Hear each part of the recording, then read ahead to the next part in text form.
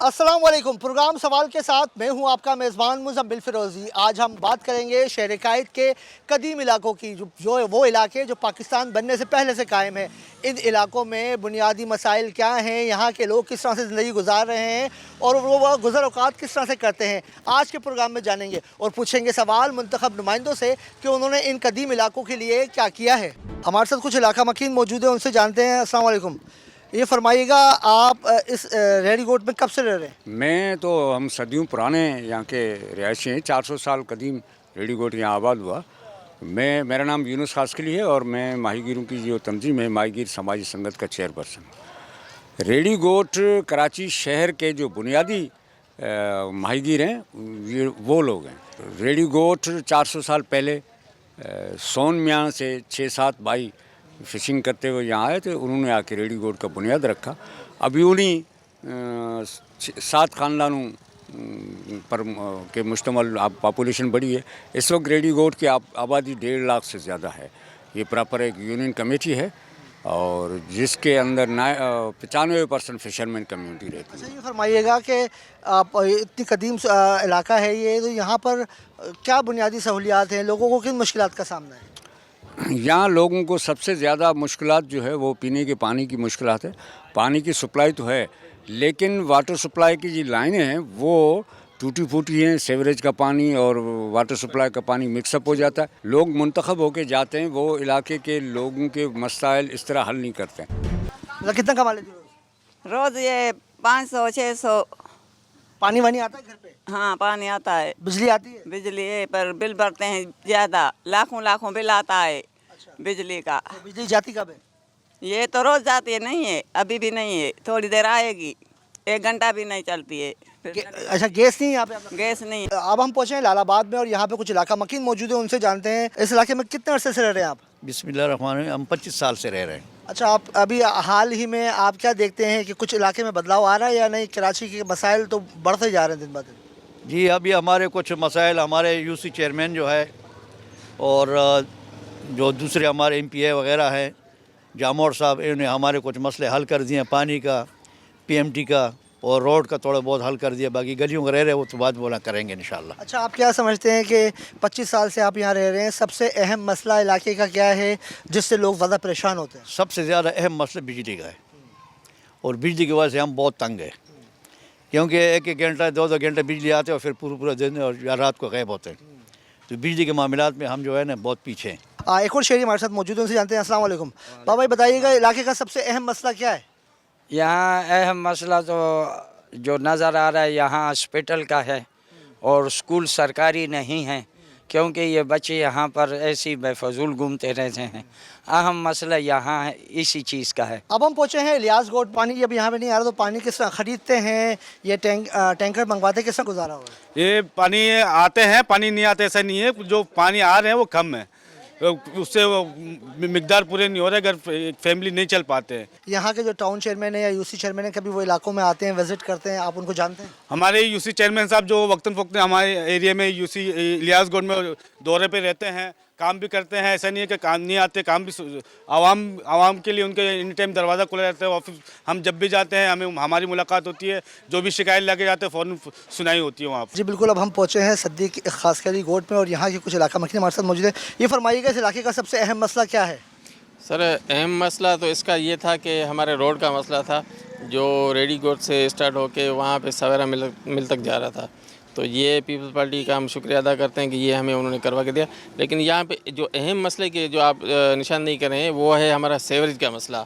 अभी भी ये जो हमारा गोट है तकरीबन कदीमी गोट है, सदीक किलो यूसी रेडी लगती है हमारी, लेकिन यहाँ पे अभी भी ऐसी जगहें हैं जहाँ पे अभी तक वो लोगों ने पुराना सिस्टम बनाया, कुएँ बनाए हुए, कुएँ खड्डे खोदे हुए सीवरेज के लिए।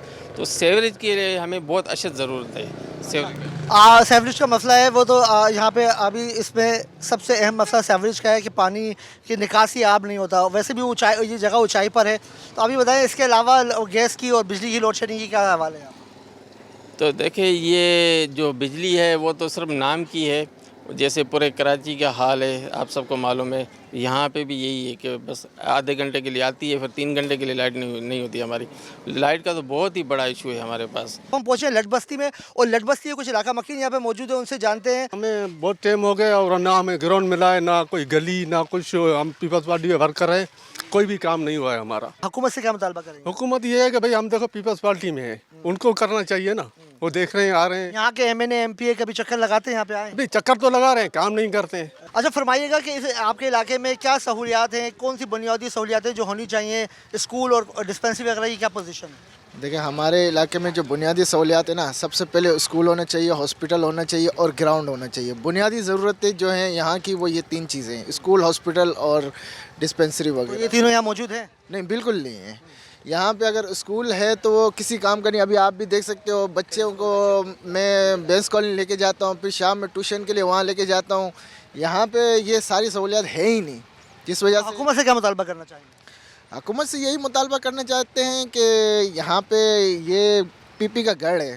पिछले 50-60 सालों से ये पीपल्स पार्टी के यहाँ पे वोटर मौजूद है, लेकिन पीपल्स पार्टी ने कभी कोई सहूलत नहीं दी। यहाँ ना नौकरी दी है, ना हॉस्पिटल दिया है, ना ग्राउंड दिया है, ना ही स्कूल दिया है, कुछ भी नहीं दिया है यहाँ पे।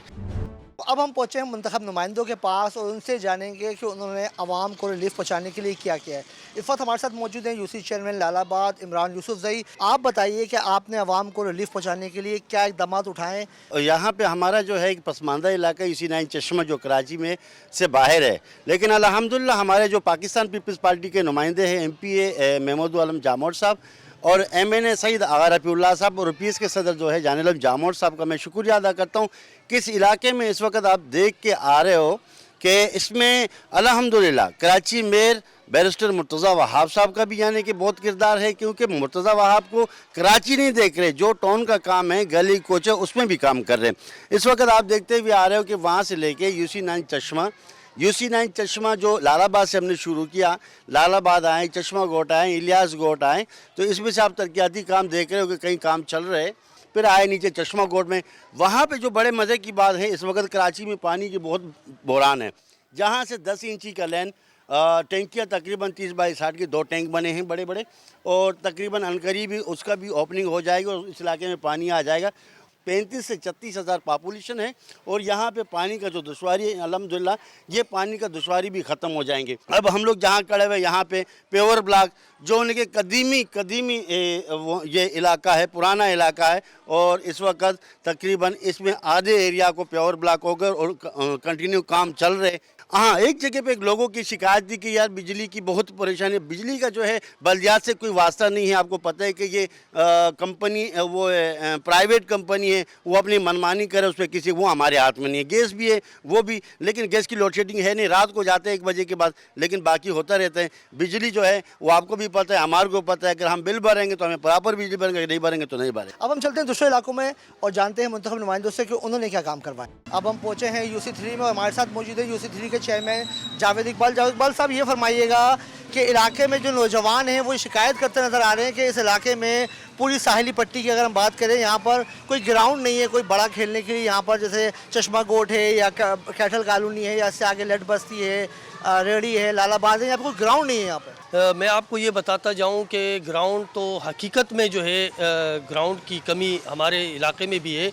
एक ग्राउंड हमारे पास मौजूद है, उसके लिए इंशाअल्लाह अज़ीज़ बहुत जल्द हमारी कोशिश है कि मेयर साहब, डिप्टी मेयर साहब को हम लेके आएँ और उस ग्राउंड में हमारे लिए इतना काम हो जाए कि हमारा स्पोर्ट्स जो है वो जिस तरह हम उसको लेके चल रहे हैं वो मज़ीद बेहतर हो इंशाअल्लाह। ये फरमाइएगा कि हम देख रहे हैं कि जो यूसी चेयरमैन होते हैं उनका काम होता है भाई कि जो बुनियादी सहूलियात, इंफ्रास्ट्रक्चर, गलियों में पेवर ब्लॉक्स लगवाना, सीवरेज का, पानी का, आप इस पर कितने हद तक कामयाब हुए हैं? गो के लोग तो शिकायत करते नज़र आ रहे हैं। देखें, अल्लाह की मेहरबानी से आप जहाँ अभी इस टाइम खड़े हैं काफ़ी हद तक हमारी गलियाँ जो है वो भी पक्की हो चुकी है। हम अपने काम पे फोकस है और इंशाल्लाह काम करके दिखाएंगे इंशाल्लाह। इस वक्त हम मौजूद हैं रुकने सिंध असम्बली महमूद आलम जामोद के साथ, उनसे जानते हैं सर ये आपकी कॉन्स्टिट्यूंसी है, यहाँ पर क्या तरक्याती काम हुए हैं, लोग मुतमईन नज़र आते हैं या जो कुछ डिलीवर भी कर पाए टेन्योर में या नहीं? हम तकरीबन अभी हम बनाने जा रहे हैं इब्राहिम हैदरी का हॉस्पिटल, जिसमें 600 मिलियन के करीब रकम दी गई है।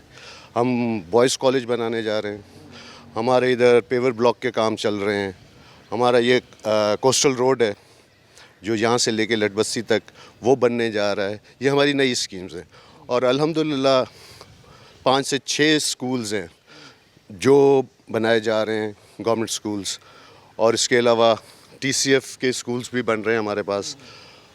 और इसके अलावा हम स्पोर्ट्स पे बहुत काम कर रहे हैं। अभी हमारा एक क्रिकेट ग्राउंड इब्राहिम हैदरी में बन रहा है। फरमाइएगा कि गो कि ये डोमेन आपका नहीं है, लेकिन फिर भी लोग शिकायत ये करते हैं कि जो लोग होते हैं, जो रह रहे होते हैं, उनकी उम्मीदें जो है ना वो रुकन सिंध असम्बली से ज़्यादा वाबस्ता होती हैं। हालांकि उनको जैसे चेयरमैन है, UC चेयरमैन, टाउन चेयरमैन है, जो हम देख रहे हैं सफाई का फुकदान, सिंध सॉलिड वेस्ट मैनेजमेंट वो क्यों नहीं एक्टिव हो सका है अब तक इस इलाके में? देखिए, सिंध सॉलिड वेस्ट मेरे ख्याल से जितना एक्टिव अभी हुआ है, इब्राहिम हैदरी में तो बहुत अच्छा काम कर रहा है।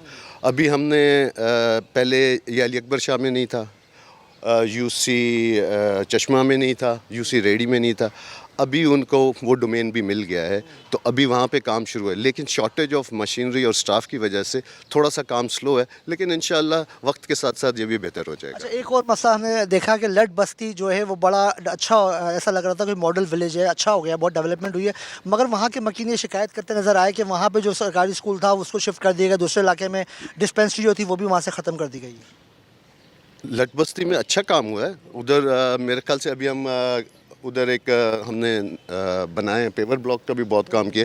अभी हम उनको उनके JT की बहुत शिकायतें थी उनको, अभी हम उनको JT बना के दे रहे हैं। और जो स्कूल है, क्योंकि वो तो एजुकेशन वालों का काम है कि उन्होंने उधर देखे बच्चे कम हैं, तो उन्होंने जहाँ पे ज़्यादा बच्चे हैं वहाँ बिल्डिंग की ज़रूरत है, जहाँ पे बच्चे कम हों तो इसी वजह से मेरे ख्याल से उसको शिफ्ट किया होगा।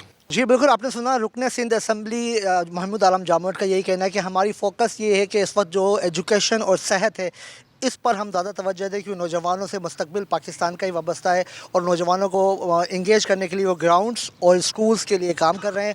आज के पूरे दिन में हमने आपको दिखाया कि जो साहिली पट्टी है उसके इर्द गिर्द जो बस्तियां हैं, जो इलाके कायम हैं, वहाँ की क्या सूरत हाल है। हमने मुंतखब नुमाइंदों से ही बात की, हमने अरकान सिंध असम्बली से ही बात की, और अब हम पहुँचे हैं डिप्टी मेयर कराची सलमान अब्दुल्ला मुराद के पास। उनसे जानेंगे कि मेयर कराची की UC है इब्राहिम हैदरी, वहाँ पर भी लोग शिकायत कर रहे हैं जब अगर जहाँ से मेयर कराची मुंतखब हुए थे उसी इलाके को वो अच्छा नहीं कर सके हैं तो फिर वो पूरी कराची की क्या बात करते हैं? जी, इब्राहिम हैदरी UC जो है इब्राहिम हैदरी टाउन में आती है, ज़िला मलिर के अंदर है, वहाँ पे भी कॉज से काम हुए हैं। इंटरनल गलियों में पानी के इशूज़ था, उसका भी मसला हल किया है। और आपने वहाँ स्टेडियम, फुटबॉल का स्टेडियम भी, मुजाहिद फुटबॉल स्टेडियम भी है, वहाँ पर कम्युनिटी सेंटर भी हैं, दस्तकारी सेंटर भी बने हुए हैं, रोड इंफ्रास्ट्रक्चर भी बना हुआ है और कुछ एरियो में काम रहता है और इंशाल्लाह ताला उनको भी जल्द से जल्द स्टार्ट किया जाएगा। आपने देखा होगा कि कुछ ने आज से 5-6 साल पहले अगर आप इब्राहिम हैदरी जाके देखते वहाँ की क्या कंडीशन थी, रोड रस्तों की क्या हालत थी, मगर अभी अल्हम्दुलिल्लाह काफ़ी बेहतर है, इंफ्रास्ट्रक्चर बेहतर है, सीवरेज का निज़ाम बेहतर हो चुका है, रोड बन रहे हैं। अभी रोड इब्राहिम हैदरी से लेके लट बस्ती तक एक रोड बनने, लट बस्ती बड़ी अच्छी है, हमने देखा वहाँ पे तो काम हुआ है और कराची का आखिरी इलाका कहलाता है, फिर उसका समंदर शुरू हो जाता है। मगर वहाँ पर जो हमने देखा सबसे अहम मसला था, वहाँ पे एक सरकारी स्कूल था जिसको वो पुराना हो गया था, फिर उसको वहाँ से शिफ्ट कर दिया गया दूसरे इलाके में। तो वो लट बस्ती के मकीन ये परेशान शिकायत कर रहे हैं कि हमारे इलाके में कोई स्कूल नहीं है। और दूसरी बात, वहाँ पर एक डिस्पेंसरी थी, वो भी बहुत ज़्यादा पुरानी हो गई थी, वो मुनहदम हो गई, तो वो भी दोबारा बनाई नहीं गई है। तो इस हवाले से कोई हंगामी बुनियादों पर काम किया जाए ताकि वो जो इलाका मकीन मुतमईन हो सके। जी देखिए, लट बस्ती एक मशहूर एरिया है, वहाँ पे हमारे साबिक डिस्ट्रिक्ट सदर और टाउन के चेयरमैन उमर जद साहब का ये गांव है और अब मौजूदा वाइस चेयरमैन रफ़ीक जद साहब हैं, उनका ये इलाका है, उनके गांव हैं, लोग रहते हैं वहाँ पर। वहाँ आप कह रहे हैं कि काम हुआ है, तो यही पाकिस्तान पीपल्स पार्टी है ना, हर जगह बिला तफरीक बिला लिसान काम करती है। आपने देखा है समंदर जब पानी चढ़ता होगा तो आप प्रोटेक्शन वाल जो सिंध गवर्नमेंट की तरफ से दी गई थी ताकि आबादियों को सेव किया जाए, पेवर ब्लॉक्स किए गए, रोड्स जिस रोड्स बने हैं, रोड के काम हो रहा है। स्कूल का इशू है, उन्होंने काफ़ी दफ़ा मुझसे भी ये रिक्वेस्ट की थी, तो हमने एजुकेशन के मिनिस्टर साहब से ये अर्ज़ किया है कि जहाँ स्कूल आपने शिफ्ट किया तो इसके मुतबादिल स्कूल दी जाए। तो इस सिलसिले में वर्क प्रोग्रेस में है, तो इंशाल्लाह इसको भी करा देंगे। अच्छा, चश्मा गोट के मकीन भी शिकायत करते नज़र आए इसी हवाले से कि वहाँ पर जो है ना इंफ्रास्ट्रक्चर का काम जिस तरह से लालाबाद में हुआ है, जिस तरह से लट बस्ती में हुआ है, इब्राहिम इदरी में, इस तरह से चश्मा गोट में नहीं हुआ है। जी देखिए, तमाम एरियाज़ में काम यकसा हो रहे हैं, कहीं पहले कंप्लीट हो चुके, कहीं डिले हो गए, तो काम वहाँ पे भी शुरू हो चुका है। वहाँ के यूसी चेयरमैन इमरान यूसुफजई और उस एरिया के जहाँ से वो जीत कर आए तो तमाम को यकसा नज़र फंड दिया गया। तमाम 4 वार्ड हैं, चारों वार्डों पर वहाँ काम होगा चश्मा यूसी पर। प्रोग्राम सवाल में आपको एक बार फिर खुश आमदीद। इस्लामाबाद से मैं हूँ आपका मेज़बान सरदार वलीद मुख्तार। नाज़रीन इकराम, आम आदमी हो या खवास हों, आटा जो है ये सब की बुनियादी ज़रूरत है। रावलपिंडी और इस्लामाबाद के आवाम के लिए आटे की गैर मुस्तहकम कीमतों ने आवाम का जीना दोबर कर दिया है। साथ ही साथ अगर बात की जाए दीगर अशियाए ख़ोर-ओ-नोश की तो उनकी भी कीमतें मुसलसल बढ़ती नज़र आ रही हैं। लेकिन हुकूमती आदाद और शुमार जो हैं उसके मुताबिक सब दुरुस्त है, महंगाई कम हो रही है, आम आदमी की जो ज़िंदगी है वो बेहतर हो रही है। आज हम रावलपिंडी के इलाके बन्नी में मौजूद हैं। यहाँ लोगों से बात करेंगे, उनके मसाइल जानने की कोशिश करेंगे और आप तक ये पहुँचाने की कोशिश करेंगे कि कैसे एक आम आदमी जो है वो सफ़र कर रहा है। ताजिर हमारे साथ मौजूद हैं जो कि इनका बिज़नेस है चक्की के आटे का। सर ये बताइएगा क्या कीमतें हैं आटे की? सरकारी जो निर्ख है वो तो तकरीबन 90 रुपये फ़ी किलो है। सर जी, सरकारी आटा और चक्की के आटे में फ़र्क होता है। जो सरकारी आटा होता है वो मिलों का आटा होता है और ये चक्की का आटा जो होता है ये ओपन मार्केट से गंदम ली जाती है। इससे सरकारी रेट का कोई ताल्लुक़ नहीं होता, क्योंकि जो मंडी में इस टाइम गंदम की कीमत है थैले की 50 kg का थैला 6000 का थैला है, 6100 का भी थैला है। मुख्तलिफ क्वालिटी हैं गंदम की। और जो चक्की का आटा है ये पत्थर की चक्की का आटा का फ़र्क होता है, ग्राइंडर के आटे का फ़र्क होता है। अच्छा, ये जो पत्थर की चक्की का आटा है ये फ़ी किलो कितने का है और जो ग्राइंडर का आप बता रहे हैं? ग्राइंडर का आटा इस टाइम 150 रुपये किलो है, पत्थर वाली चक्की का आटा 160 रुपये किलो है। लाहौर में भी इस टाइम आटे का यही रेट है, 160 रुपये किलो चल रहा है। अच्छा, ये बताइएगा, मैं देख रहा हूँ कि ज़्यादातर आवाम जो है वो आपके पास आ रही है इंस्टेड ऑफ, यानी अगर हम कहें कि वो दूसरा आटा जो है वो सस्ता है, तो क्या गैर मेयारी आटा है? ये बात नहीं है। असल में सारी बात आ जाती है मेयार की। हम गंदम पसाई करते हैं, ये प्योर अरूनाबाद वगैरह की गंदम है, ऊपर के इलाके प्योर पंजाब की। लोकल गंदम की हम पसाई नहीं करते। लोकल गंदम और पंजाब की गंदम में रेटों का भी फ़र्क है और क्वालिटी में भी बहुत फ़र्क आ जाता है। ज़्यादा रश जो है वो इस आटा चक्की पर नज़र आ रहा है। सरकारी निर्ख जो है वो कम भी हैं, लोग वो आटा क्यों नहीं खरीद रहे? अच्छा, सरकारी आटा अच्छा नहीं है, वो मिल वाले लाल आटा बेच रहे हैं और दुकानदार खुद कह देते हैं कि ये आटा ना खाओ जी, ये रोटी जब घर जाके खाओ वो सूखी भी होती है। लाल आटा है 20 किलो मिल रहा है 1810 रुपये का। 1800 रुपया दे के भी हमारी बर्बादी है। घर जाके देखो रोटी छान बन रहा है वो, और उसको पूछने वाला कोई नहीं। हमें 15 किलो आटे का थैला जो अस्करी का है वो दे रहे हैं जनाब अली 1840 रुपये का, और ये दे रहे हैं 1810 का। 1800 रुपया दे के भी हमारे घर में जो है वो रोटी छान बन रहा है इसका, और गवर्नमेंट पूछती कोई नहीं है कि ये कर क्या रही है मिलें। और अपना आटा दूसरी मिलों का बेचने के लिए वो जनाब अली उन्होंने अपना हिसाब रखा हुआ है ये पैसों का। आप तो इनको पूछने वाला ही कोई नहीं है। किसी भी मिडिल क्लास आदमी को आप देखें, वो कोई महंगाई की चीज़ खरीद के दिखाए, आप जाके दिखाएं, पत्ते चाय की पत्ती लेके दिखाएं, आटा लेके दिखाएं, दालें दे के दिखाएं, सब्ज़ी लेके दिखाएं, आपका अशर हो जाएगा। अच्छा, ये जो सरकारी निर्खनामा आता है इसके मुताबिक तो महंगाई ख़त्म हो चुकी है, लोग खुशहाल हो रहे हैं। आप क्या समझते हैं कि एक मिडिल क्लास आदमी जो है वो किस तरह सफ़र कर रहा है आज के दौर? वो सिर्फ कागज़ों में ख़त्म हुई है, वैसे ख़त्म नहीं हुई। आप अभी चले जाएँ, रोज़ाना 20 रुपये हर चीज़ के बड़े होते हैं, 50 रुपये, 480 रुपये का सबसे हल्का घी मिल रहा है। आप मुझे बताओ जो अच्छा घी है वो कितने का है? और 480 में पूरी लाइन में आप किराने वालों से पूछें, वो जनाब अली 500 रुपये से कम किलो घी नहीं दे रहे। जो मिडिल क्लास आदमी है उसकी अगर 25,000 रुपया तनख्वाह है तो 25,000 रुपया लोगों से उधार ले रहा है। किराए का मकान हो, मिडिल क्लास आदमी हो, उसका गुजारा हो ही नहीं सकता। उसकी माँ मार गई, उसको देने वाला कोई नहीं, और इसको गवर्नमेंट पूछने वाली भी नहीं। गवर्नमेंट को पता ही नहीं है कि क्या मिडिल क्लास आदमी के साथ हो रहा है। महंगाई देख लें किस हाल पे जा रही है। आप लोगों इनको काबू करें। IMF इनसे कहता है ना कि जी हमें फलां, वो तो इनके जड़ें निकाल रहे हैं ना। एक आदमी 2 लाख रुपये का लहंगा बनवा के शादी करवा रहे बेटी की, एक आदमी 500 का लहंगा नहीं ले सकता, वो कमीज़ नहीं ले सकता। एक बंदा ये खड़ा है, इसकी बेटे की शादी है जनाब अली, तो उसको कहते हैं 10 लाख रुपये आया तो शादी होगी। अच्छा, हाँ 10 लाख रुपये आया तो होगी, वरना नहीं होगी। तो वो कुंवारा मर गया जनाब 35 साल का। अच्छा, तो ये पाकिस्तान को ये देखना है कि हमने मुसावी हकूक़ इसको देने हैं, मुसावी हकूक़ नहीं है। आप मुसावात ले आए, काम सीधे हो जाएंगे, और वो सिर्फ कानून से आते हैं। क्या बिल्लात का क्या मुश्किल है, और गालिबन आप शायद ये राइड सर्विस चलाते हैं? हाँ जी, ये चलाते हैं तो बस गुजारा करते हैं। हालात ऐसे ही हैं कि 100 रुपये की खुदा की कसम सवारी उठाई है, किसी ने बंदे ने पैसे दिए हैं मुझे 200 रुपया मदद के हिसाब के, वो मैंने डाल के तो मैंने वो ट्यूब डाली है ये वाली, सुबह से खाली वही वो 300 रुपया पकड़ा है। तो वो बंदा वो जानने वाला था, वो कहता है चल यार ट्यूब डाल दे, काम अब शुरू करूँगा फिर अल्लाह का नाम लेके। ये कैसे आपका अपना घर है? अपना नहीं है सर, किराएदार है। कितना किराया देते हैं? किराया बहुत है जी, 12,000 13,000 का मकान है, 18,000 रुपया दे रहे, 2 छोटे छोटे कमरे हैं, गुजारा कर रहे हैं बिल्कुल तंगी से। ये देखें, ये 50 रुपये की चीनी ली है, 1 अंडा लिया है, और ये 1 पाव घी लिया है। ये हालत है, ये बिल के पैसों से, बिल नहीं अभी जमा करवाया। तो आप 1-1 पाव चीज़ें लेके जा रहे हैं? ये 1-1 पाव नहीं है, ये 50 रुपये की पाव चीनी तो नहीं है, जो उसकी आती है 50 रुपये में वो देते हैं कंडे पे ला के, रेट अपना वो लगाते हैं। पेट्रोल की जो कीमत है, जो आप ज़ाहिर है ये राइड सर्विस चला रहे हैं, कितने मुश्किल हालात हैं और क्या कहना चाहेंगे? दिल की बात बताएं। मैं आपको दिल की बात क्या बताऊं सर जी, मुश्किल गुजारा है। कुरान पाक पढ़ते हैं, निकल आते हैं, अल्लाह का नाम लेके, अल्लाह पाक चला रहा है, बाकी बंदा कोई भी नहीं कर। यकीन माने हालात बहुत ख़राब हैं, बहुत हालात ख़राब हैं। बुनियादी चीज़ हम नहीं खा सकते, हम बोले कि हम गोश्त खाएंगे, मुर्गी खाएंगे, दाल दरिया गुजारा करने वाली बात है। मेरी बेटी का बिल है 200 यूनिटों के ऊपर, जो मतलब है उन्होंने फिक्स कर दिया 6 महीने के लिए 10,000 रुपया, 10,000 रुपया। अब मैं काम करके उसको भी थोड़ी मदद करता हूँ, हर महीने जो 2-3 हज़ार रुपया बीच में डालता हूँ, क्या कैसे डालूँगा? अब उसके अपने 4 बच्चे हैं। कुछ कहना चाहेंगे वज़ीर आज़म शहबाज शरीफ से और पंजाब की वज़ीर आला मरीम नवाज़? नहीं है क्या, गरीब आदमी नीचे तबके को देखें, जो मजदूर कार हैं उन पर नज़र दौड़ाएं बस।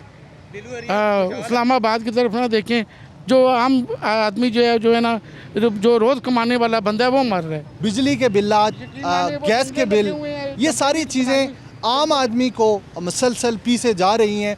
हुकाम बाला जो हैं उनकी तवज्जो शायद इस एक आम गरीब मेहनत कश की तरफ नहीं है। ज़रूरत इस अमर की है कि तवज्जो यहाँ होनी चाहिए।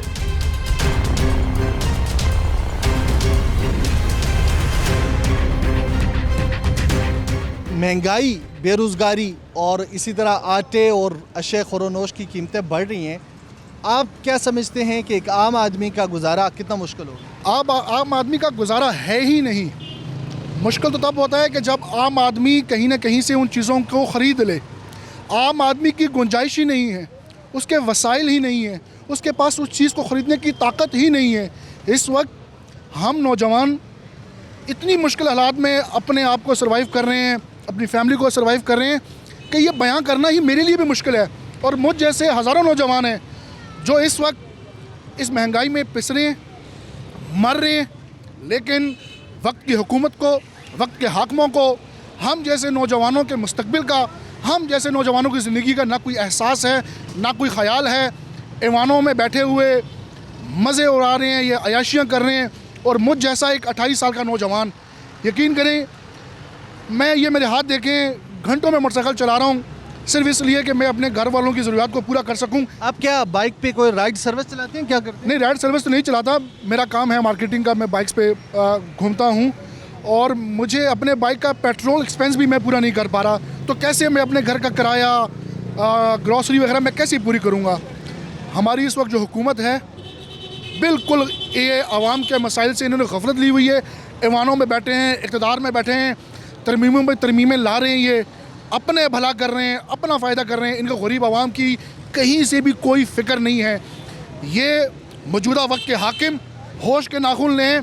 मैं नौजवान आपको वार्न कर रहा हूँ कि जिस दिन हम निकले रोडों पर, खुदा की कसम किसी पार्टी का कोई एजेंडा नहीं होगा, मैं निकलूँगा मजबूर होकर। और जिस दिन मैं और मुझ जैसे हज़ारों लाखों नौजवान रोडों पे निकल आए अपनी मजबूरियों के बाइस, खुदा की कसम आपको सर छुपाने की जगह भी नहीं मिलेगी। ये वार्न कर रहा हूँ, एक नौजवान, इस मुल्क का शहरी, इस मुल्क में रहने वाला, मेहनत मजदूरी करने वाला नौजवान, इस वक्त बिल्कुल हम तंग आ चुके हैं। बहुत शुक्रिया। एक और शहरी हमारे साथ मौजूद हैं, ये फरमाइएगा क्या नाम है आपका और क्या काम करते हैं? मेर अली ख़ान, मैं सरकारी मुलाजिम हूँ। और 25 साल सर्विस होगी है मेरी। ठीक है, कितनी तनख्वाह है आपकी और कैसे गुजर बसर कैसे हो रहे हैं? बस गुजारा हो रहा है, बहुत मुश्किल से हो रहा है, और छोटे छोटे बच्चे हैं मेरे, और अभी 2 बच्चों की शादी भी की है, बहुत मुश्किल से की है। जितना जहेज़ बना सकता हूँ मतलब उतना की है बच्चियों के लिए, खुश रहे बच्चियाँ। और महंगाई भी बहुत है। आपका अपना घर है? घर अपना है, हाँ। इसमें बिजली का बिल आ जाता है, गैस का बिल आ जाता है। ये जो आटे की मुसलसल कीमत बढ़ती नज़र आ रही है, तो इस हवाले से क्या कहना चाहेंगे? इससे पहले जो हुकूमत थी उन्होंने आटे का कीमत कम की थी, 1400 रुपये की इसी हुकूमत में स्टार्टिंग में कम होगी थी। अभी फिर इन्होंने बढ़ा के 2800, 2600, 2500 का आटा महंगा कर दिया है। इनको चाहिए मतलब आटे की कीमत कम करनी चाहिए, चीनी की कीमत कम करनी चाहिए, घी की कीमत कम करनी चाहिए, 250-300 का पैकेट होना चाहिए। चीनी कम से कम गुड़ है होगी है, अभी तक वो पहले 150 रुपये किलो थी, अभी वो 250 होगी है। 1300 रुपये मतलब अभी दड़ी बिक रही है। चीनी 1000 रुपये दड़ी बिक रही है। पत्ती भी महंगी है, पत्ती को उनको कम करनी चाहिए। खाने पीने की जो चीज़, हर चीज़ महंगी है, हर चीज़ महंगी है। कुछ कहना चाहेंगे हुकूमत से प्रिसाइजली? हुकूमत से यही कहना चाहता हूँ मतलब ये महंगाई कम करें और कंट्रोल लाए महंगाई पे, बहुत ज़्यादा महंगाई है। हमारी से यही गुजारिश है, मतलब गरीब आदमी मर रहा है, मतलब हर जगह पे मर रहा है। आटा लिया आपने, कितना लिया? 15 किलो 124 रुपये का। महंगा नहीं है? हाँ महंगा ना जी, उनके सिर्फ आटा किना जा मरचा किना, उसके बाद प्याज 200 रुपये किलो, टमाटर 200 रुपये किलो, मटर 400 रुपये किलो, उनके सिर्फ होके रह गया। क्या काम करते हैं आप चाचू? आर्मी रिटायरमेंट है। ठीक है, तो ये बताइए क्या रोज़गार क्या है? सिर्फ पेंशन है या इसके अलावा कुछ भी? मजदूरी करता हूँ, आटा अंडा लगना जैसा पैसे 4 पैसा अपना लाभ जैसे बस। हुकूमत से कुछ कहना चाहेंगे? मैं यही बताऊँगा ये हालात मेरे में दस आवाम क्या क्या करेगी। एक बंदा मजदूरी करता है, 600 रुपये चार्ज आएगा, क्या क्या खड़ेगा। मुश्किल हालात है, इस तरह हुकूमत से फिर काम बहुत मुश्किल है, फिर वाला है।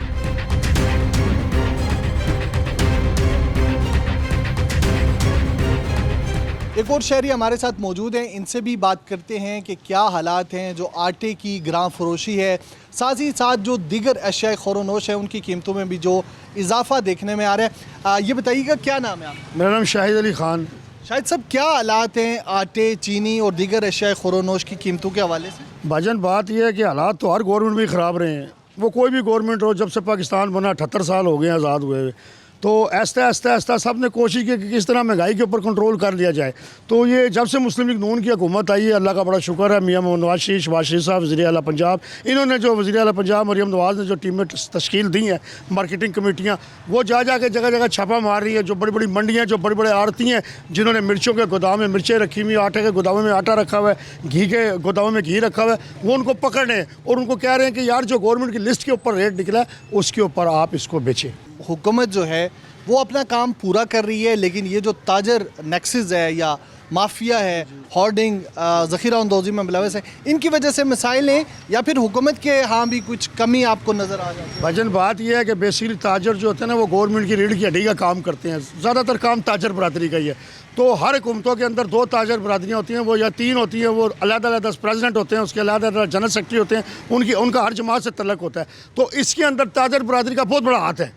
ये बताइए महंगाई से क्या महंगाई है या नहीं है? आटे और जो चीनी की दीगर अशिया ख़ुरोनोश की कीमतें बढ़ रही हैं। यहाँ एक भाई मिले हैं, वो कह रहे हैं महंगाई नहीं है, हुकूमत जो है वो कंट्रोल कर रही है। प्यारे भाई देखें, जिसके पास तो खाने के लिए है उसको तो ये सब नज़र आएगा कि कंट्रोल हो रहा है। जो गरीब हैंड टू माउथ है ना, उसके लिए बहुत मुश्किल है सर्वाइव करना। एक चीज़ लेने जाओ, एक दिन वो 10 रुपये की होती है, नेक्स्ट टाइम जाओ तो वो 15 रुपये की होती है। फिर ये लोग कहते हैं हम लोग महंगाई के कंट्रोल कर रहे हैं। कमिश्नर साहब आ रहे हैं, वो आते हैं, दुकान सील करते हैं, चले जाते हैं। लेट्स सपोज दोबारा जब वो आते हैं, वो चीज़ उससे 2 रुपये और ऊपर होती है। दुकानदार से बोलो कि यार ये पिछली मरतबा 17 रुपये की थी, आज आप 19 रुपये की दे रहे हैं। कहता भाई जो जुर्माना किया वो हमने पूरा नहीं करना। अच्छा, आप क्या समझते हैं कि ये जो यानी मुनाफाखोर हैं, ज़ख़ीरा अंदोज़ हैं, ये इनकी वजह से हो रहा है या हुकूमत मुकम्मल तौर पर ना? सर इसमें सब मुलव्वस हैं। किसी एक अदारे को आप ना टारगेट करें, इसमें सब मुलव्वस हैं, ऊपर से लेकर नीचे तक सब मुलव्वस है। महंगाई है नहीं है, हुकूमत कंट्रोल कर रही है, आटे की, चीनी की कीमतें, दीगर अशिया ख़ुरोनोश की कीमतें, हालात क्या हैं रावलपिंडी के इस इलाके के? देखिए बात ये है, अगर आपको महंगाई के बारे में बेहतर तरीके से जानना, आप किसी किराने की दुकान पर जाएँ। जो लोग पहले लेते थे ना आधा किलो या 1 किलो घी, अब वो आते हैं कहते हैं 60 रुपये वाला पैकेट दें, आधा किलो आटे थे। आपको वहाँ जाके पता लगेगा कि सही सूरत हाल क्या है। हमने खुद अपनी आंखों से देखा ना वहाँ बैठ के दोस्तों की दुकानों पे कि लोग अब आते हैं 60 रुपये वाला घी का पैकेट मांगते हैं, आधा किलो आटा, 1 पाव चावल। ये लोगों के हालात हो गए हैं। अब बात वही है, कोई बोल नहीं सकता। आवाम को तो इस काबिल ही नहीं छोड़ा कि आवाम बोले, इस पर कोई बात करे, क्योंकि बोलता भी है तो उसकी कुछ सुनी नहीं जाती।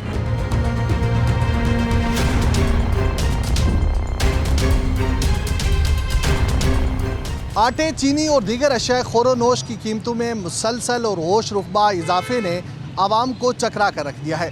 शहरी कहते हैं कि आवाम को रिलीफ पहुंचाने के लिए हुकूमत को ज़ुबानी जमा खर्च के बजाय अमली इक़दाम करना होंगे।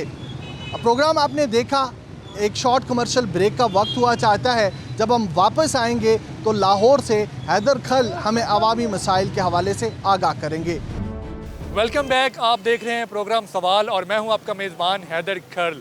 नाज़रीन, लाहौर के मुख्तलिफ इलाकों में तरक्याती मनसूबे जारी हैं जो आवाम को सहूलत देने के लिए शुरू किए गए हैं, जिसमें ट्रंक सीवरेज सिस्टम बिछाया जा रहा है और दीगर जो सीवरेज का निज़ाम है उसकी बेहतरी के लिए काम किया जा रहा है। लेकिन इन मनसूबों की वजह से जो लोग हैं उनको भी काफ़ी परेशानी का सामना है। जिन लोगों की दुकानें हैं वो काफ़ी परेशान हैं, चूँकि ये जो सीवरेज सिस्टम है उसकी खुदाई का अमल जारी है और खुदाई की वजह से दुकानों को जाने वाले जो रास्ते हैं वो बंद हो चुके हैं, जिससे लोगों की जो कारोबार है वो मुतासर हुआ है, सेल कम हो गई है। दूसरी जानिब बात की जाए तो जो उड़ती हुई धूल मिट्टी है उसकी वजह से स्मोक का ख़दशा भी बढ़ गया है। चूँकि धूल मिट्टी जब फ़ज़ा में होगी तो स्मोक में इजाफा देखने को मिलेगा। आज इस प्रोग्राम में बात करेंगे अवामी मसाइल पर और इंतज़ामिया से भी पूछेंगे कि ये मनसूबे जो उन्होंने शुरू किए हैं कब ख़त्म होंगे। हमारे साथ रहें। बताएँ कि ये काम हो रहा है तरक्याती, तो कोई मसला मसाइल तो नहीं?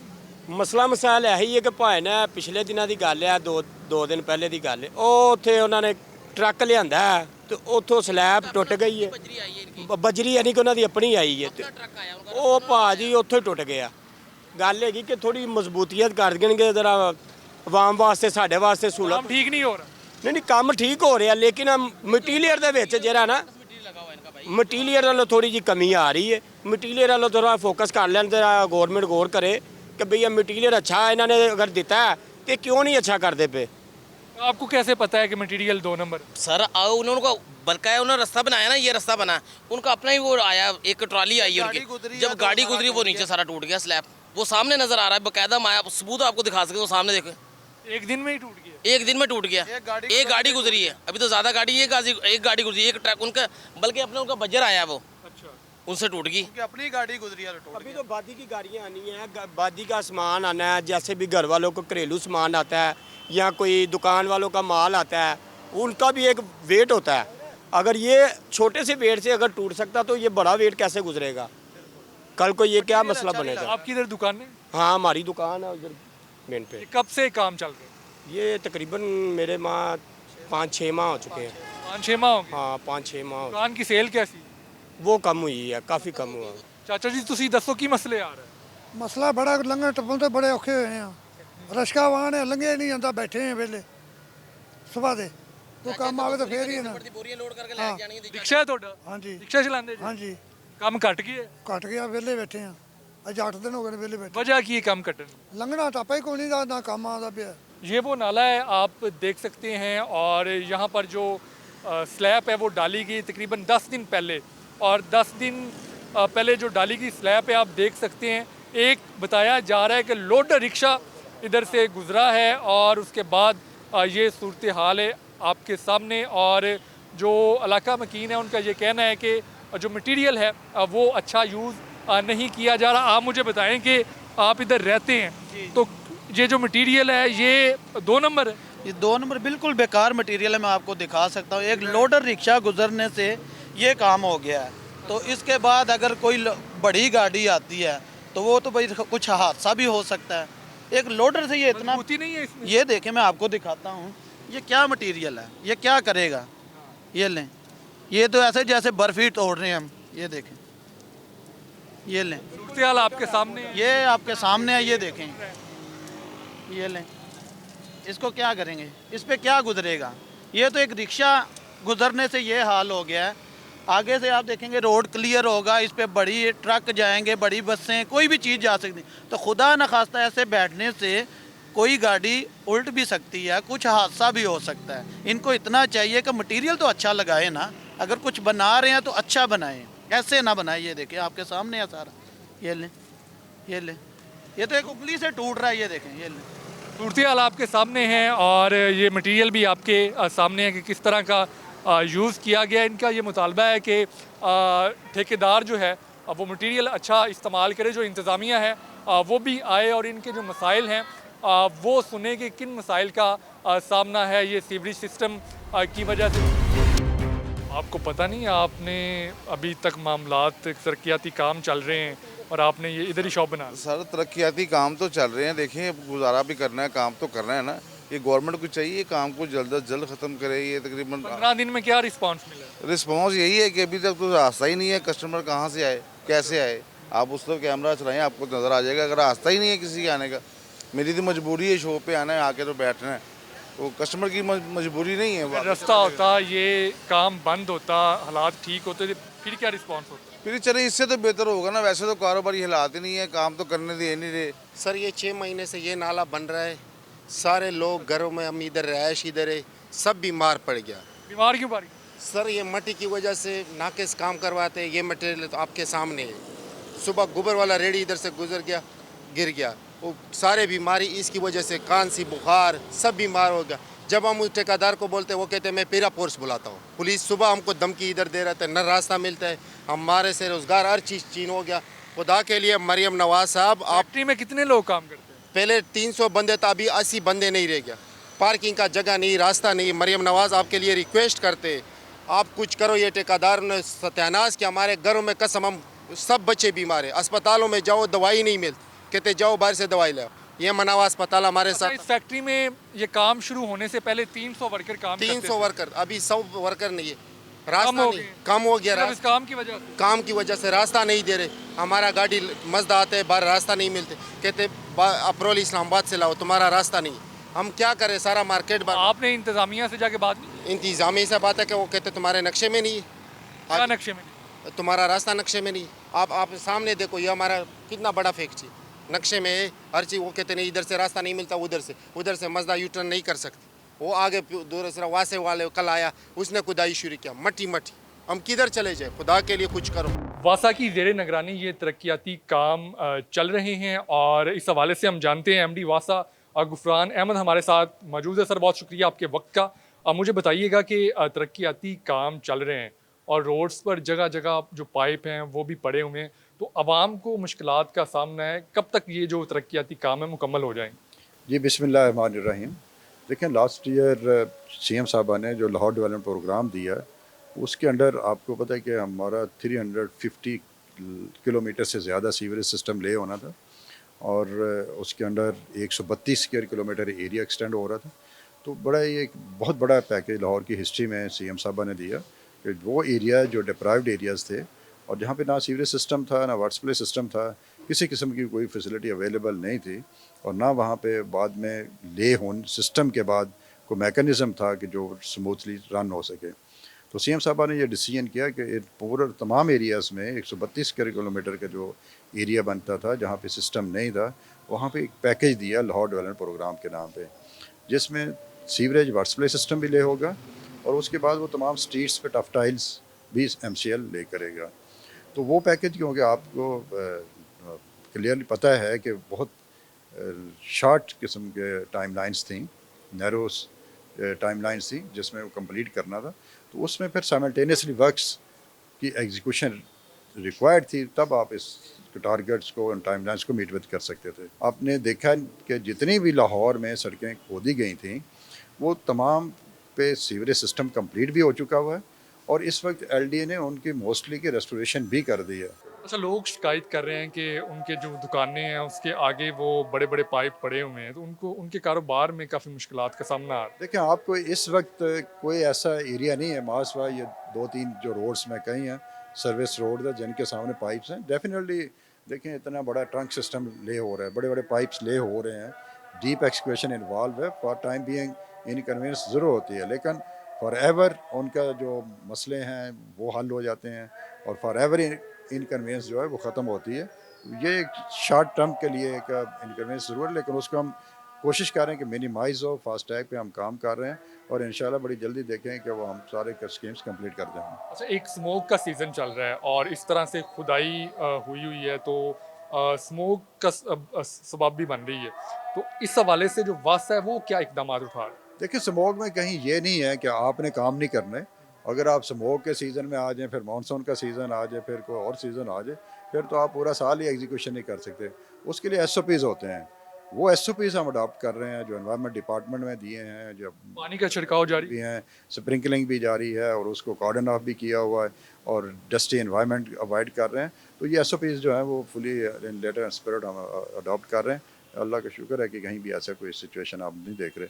हमेशा वेट सरफेस नज़र आती है और कहीं भी डस्टी एनवायरनमेंट नहीं है। अभी लाहौर में कितने एरियाज़ हैं, आपने बताया तो है, एग्जैक्ट कितने हैं जहां पर आपकी ज़ेर निगरानी काम जारी है? लाहौर डेवलपमेंट प्रोग्राम के फ़ेज़ 1 में 6 जोन थे, जिनमें रावी जोन था, निश्तर, समनाबाद, गंजबख्श और शालामार। वो तो कंप्लीट हो चुके हैं, उनकी रेस्टोरेशन भी कंप्लीट हो गई। स्ट्रीट्स में कुछ MCL काम कर रहा है, बाकी वासा का 100% काम हो चुका हुआ है। फ़ेज़ 2 में उनमें जो इन जोन में जो मेन रोड्स भी थी उन पे भी काम हो गया और LDA उनकी रेस्टोरेशन भी कर रहा है, नियर कंप्लीशन है। फ़ेज़ 2 में अल्लामा इकबाल जोन है, अजीज़ भट्टी जोन है और वाक़ा जोन है। उनमें मैं आपको बताया कि जैसे मेन रोड्स पे किसी भी रोड पे काम नहीं हो रहा, सर्विस रोड्स पे हैं। कैनाल लॉन्ग कैनाल जैसे शमसानी से लेके अल्फ़ा सोसाइटी तक है, वो सर्विस रोड पे है और वो भी हमारा 80% काम मुकम्मल हो चुका हुआ है और उसकी रेस्टोरेशन MCL ने वो भी स्टार्ट साइमल्टेनियसली शुरू हो गई है।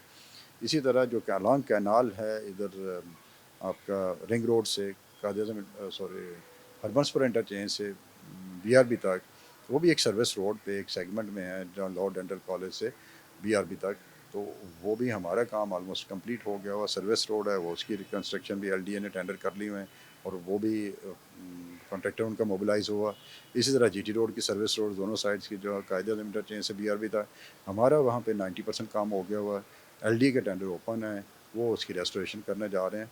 तो एक ज़रारशीद रोड है जिसका हमने आपको पता है कि अक्टूबर के एंड पे काम शुरू किया और वो मेन रोड पे काम हो रहा है, लेकिन वो भी बहुत फास्टैग पे काम हो रहा है और हम मैक्सिमम उसको जनवरी या फरवरी में कंप्लीट करने जा रहे हैं। साथ साथ LDA ने अपना टेंडर भी ओपन कर लिया और रेस्टोरेशन भी कर रहे हैं। बहुत शुक्रिया, आपने गुफ्तगू सुनी। MD वासा हमारे साथ थे। उनका ये कहना है कि जो वासा है वो बहुत जल्द अपने काम मुकम्मल कर लेगा। अवाम परेशान तो हैं, लेकिन मुस्तकबिल में ये अवाम के फ़ायदे के लिए जो स्कीमें हैं वो जारी हैं। और अपने मेज़बान हैदर खरल को आज के प्रोग्राम में इजाज़त दें। आपसे मिलेंगे अगले हफ्ते एक नए सवाल के साथ। रब रब।